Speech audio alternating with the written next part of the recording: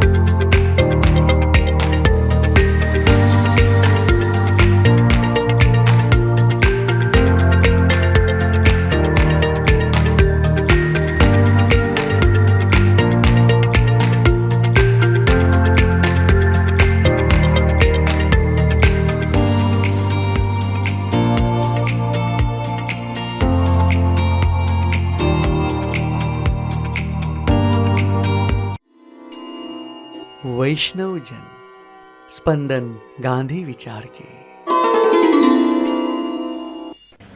નમસ્કાર, વૈષ્ણવજન સ્પંદન ગાંધી વિચાર કે પોડકાસ્ટમાં હું તુષાર આપનું હાર્દિક સ્વાગત કરું છું.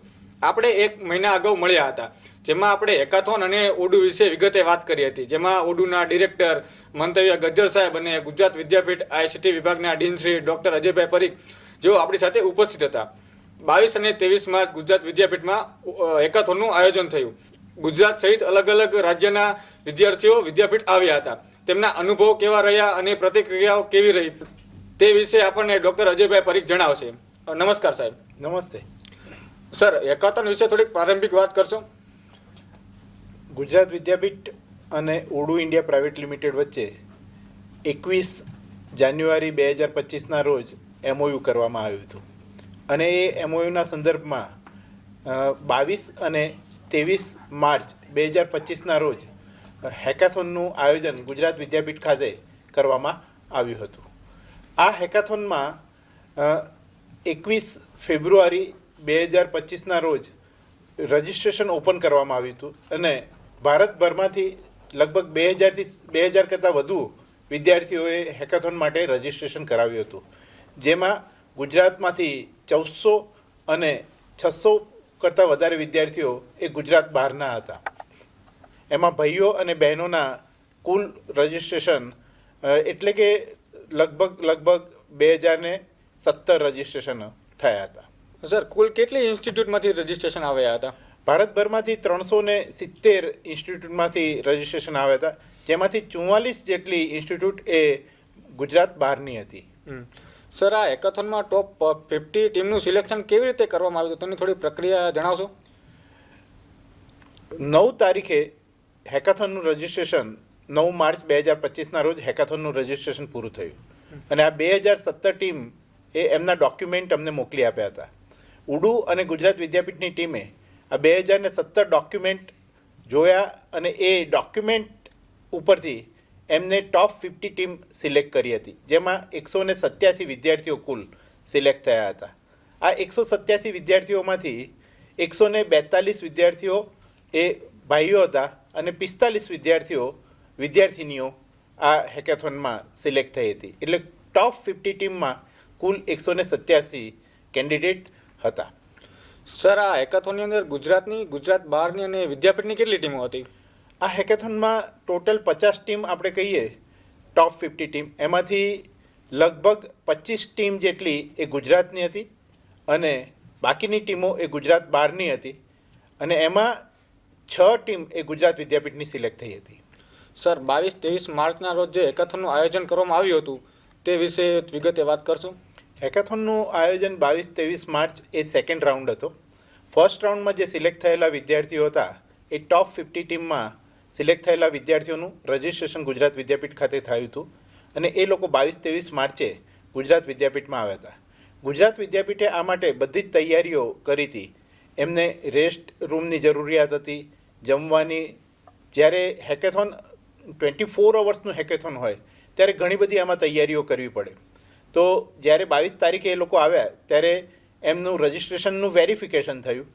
રજિસ્ટ્રેશનનું વેરિફિકેશન થયા પછી સેકન્ડ રાઉન્ડ સ્ટાર્ટ થયો. 10 વાગે સેકન્ડ રાઉન્ડ સ્ટાર્ટ થયો. આના માટે ગુજરાત વિદ્યાપીઠે 4 કમ્પ્યુટરની લેબ તૈયાર રાખી હતી, ઇન્ટરનેટની ફૂલ વ્યવસ્થા તૈયાર રાખી હતી અને આ ટીમોને એમના લોકેશન પહેલેથી ડિફાઇન કરેલા હતા. એ લોકેશન ઉપર આ ટીમોને બેસાડવામાં આવી હતી.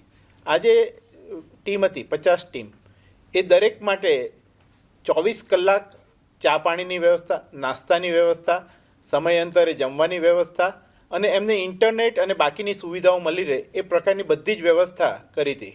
આમાં ગુજરાત વિદ્યાપીઠના લગભગ 35 વોલેન્ટિયર્સ અને ઉડુ ટીમના 9 જેટલા રિવ્યુઅર હતા.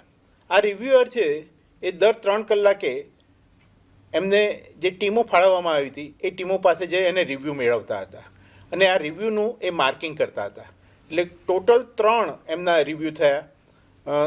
22 તારીખે 2 રિવ્યૂ, એક મિડનાઇટ રિવ્યૂ હતું અને લાસ્ટ રિવ્યૂ છે એ એમણે વિડીયો ફિલ્મ બનાવીને આપવાની હતી. એ વિડીયો ફિલ્મ ઉપરથી ઉડુની ટીમ બેઠી અને એણે બેસી અને આ બધું જ રિવ્યૂ કરી અને એમણે કુલ 4 ટીમને સિલેક્ટ કરી હતી. એટલે 50માંથી 4 ટીમ એ રિવ્યૂના અંતે સિલેક્ટ થઈ. આ 4 ટીમ છે એમણે જ્યુરી આગળ પોતાનું પ્રેઝન્ટેશન કરવાનું હતું અને જ્યુરી આગળ પ્રેઝન્ટેશન કર્યા પછી 3 ટીમ છે એને સિલેક્ટ કરવામાં આવી. આ 3 ટીમ એ ટોપ 3 ટીમ એટલે કે ફર્સ્ટ છે એ વિનર અને ફર્સ્ટ રનર્સઅપ અને સેકન્ડ રનર્સઅપ આ રીતના ટીમોનું સિલેક્શન થયું. સર, આ હેકાથોનની અંદર કયા 3 મુદ્દા આપવામાં આવ્યા હતા અને કઈ ટીમ વિજેતા બની હતી તે વિશે વાત કરજો. હેકાથોનમાં 3 પ્રોબ્લેમ સ્ટેટમેન્ટ હતા. પહેલો પ્રોબ્લેમ છે એ નેચરલ ફાર્મિંગ કરતા ફાર્મર અને કન્ઝ્યુમર વચ્ચે જે બ્રિજની જરૂરિયાત છે એ સંદર્ભે હતો. બીજો વુમેન એમ્પાવરમેન્ટ માટેનો પ્રોબ્લેમ હતો અને ત્રીજો હતો કાર્બન ફૂટપ્રિન્ટ માટેનો. આમાં ટોટલ 50 ટીમમાંથી 28 ટીમ એ આ ફાર્મરને રિલેટેડ જે પ્રશ્ન છે એના ઉપર કામ કરતી હતી. 12 ટીમ છે એ વુમેન એમ્પાવરમેન્ટ ઉપર કામ કરતી હતી અને 10 ટીમ છે એ કાર્બન ફૂટપ્રિન્ટ ઉપર કામ કરતી હતી. સર, ગુજરાત વિદ્યાપીઠ ખાતે યોજાયેલી હેકાથોન વિશે તમે વિગતે વાત કરી તે બદલ તમારો ખૂબ ખૂબ આભાર.